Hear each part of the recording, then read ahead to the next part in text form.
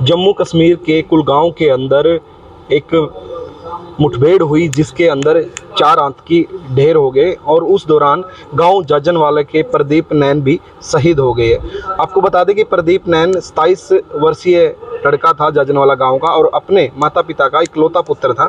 तो शहीद के बारे में जानकारी लेंगे। हमारे साथ गांव के सरपंच हैं जाजनवाला के, वो इस वक्त मौजूद हैं, उनसे तमाम बातचीत करेंगे। सर पहले तो आप अपना नाम बता दीजिए। मेरा नाम जनक नैन, सरपंच जाजनवाला जी। वो शहीदी का कैसे क्या पता चला, कैसे हुए शहीद हुए, क्या कहेंगे सर? कल 2 बजे के करीब, दोपहर को 2 बजे के करीब मेरे पास फ़ोन आया था कि आपके गांव का लड़का प्रदीप, उसको चोट लगी हुई। तो जब उनसे पूछा गया कि कैसे आप हमें बता सकते हो, जो भी कुछ हुआ है आप हमें बता सकते हो, तो उन्होंने बताया कि वो शहीद हो गए। और फिर उन्होंने बताया कि आप एक बार है ना, जैसे भी हो आपको गांव में ये बात नहीं बतानी है, हमारी सेना से यूनिट से कोई बंदा आएगा और वो बताएगा।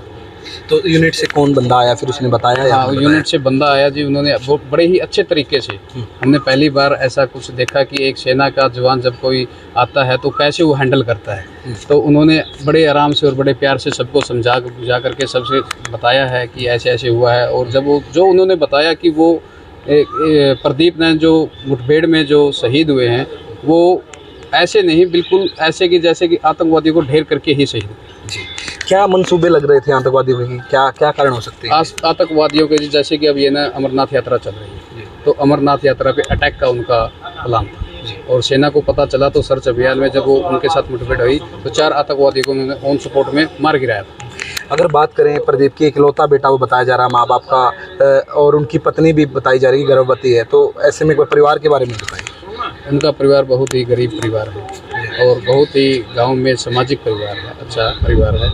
और उनकी पत्नी है, बता रहे हैं प्रेग्नेंट है। ये सही बात है कि प्रेग्नेंट है, मगर 2022 में उनकी शादी हो गई थी। और वो जब से भगवान से यही दुआ कर रहे हैं अब तो कि हमारे पास दूसरा प्रदीप है। अगर बात करें गांव के अंदर प्रदीप की, तो प्रदीप का किस तरीके का व्यवहार था, किस तरीके का उनका, जैसे कि एक सरल स्वभाव के थे, किस तरीके से? हाँ, प्रदीप बिल्कुल सहनशीलता वाले और एक मेहनती किस्म के लड़का था। और वो सबको साथ लेकर चलने वाला, सबके सुख में दुख में काम आने वाला लड़का था। जज्बा उनके अंदर शुरू से ही सेना में जाने का जी। हमारे साथ उनके चाचा भी मौजूद हैं, उनसे भी जानकारी लेंगे। आपका नाम बताएं। और मेरा नाम मनोज सिंह है जी। मैं प्रदीप कुमार का चाचा लगता हूँ। हमारे गांव का एक होनहार लड़का हम खो चुके हैं, लेकिन हमको गर्व है कि हमारा लड़का देश के लिए शहादत को, उसकी शहादत को हम ऐसे नहीं जाने देंगे। शहीद हुआ है, देश के लिए शहीद हुआ है। उसमें पहले से सेना में भर्ती होने का बहुत जुनून था। ऐसे मिशन तो पहले भी बहुत कुछ कामयाब कर चुका था, लेकिन अभी भी हमको गर्व है कि वो 4 आतंकियों को मारते हुए उसके बाद वो खुद वीरगति को प्राप्त हुए हैं। हमारे लड़के पर गर्व है। हम यही चाहते हैं हमारा पूरा गांव 36 बिरादरी उसके साथ है। हम उसकी शहादत को व्यर्थ नहीं जाने देंगे। हमारी यही गुजारिश आपके माध्यम से, हम यही चाहते हैं कि हमारा पूरा गांव का उसने नाम रोशन किया है। ऐसा नहीं था, उसको जुनून था। फिर वो मतलब 1000 फौजियों में से एक पैरा स्पेशल कमांडो में चुना गया था। ऐसे मिशन वो पहले भी बहुत बार पूरे कर चुका है, लेकिन अभी भी वो अपना मिशन में कामयाब हुआ है। उसके बाद वीरगति को प्राप्त हुआ।